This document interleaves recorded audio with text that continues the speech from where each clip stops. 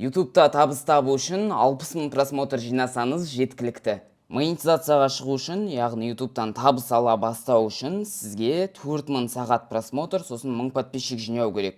Осыны көбісі түсінбей жатады, сондықтан түсінікті болу үшін каналыңызға 10 минуттық видеоларды саласыз, және де олардың жалпы көрілімі 60 мың болу керек. 60 мың просмотр просто.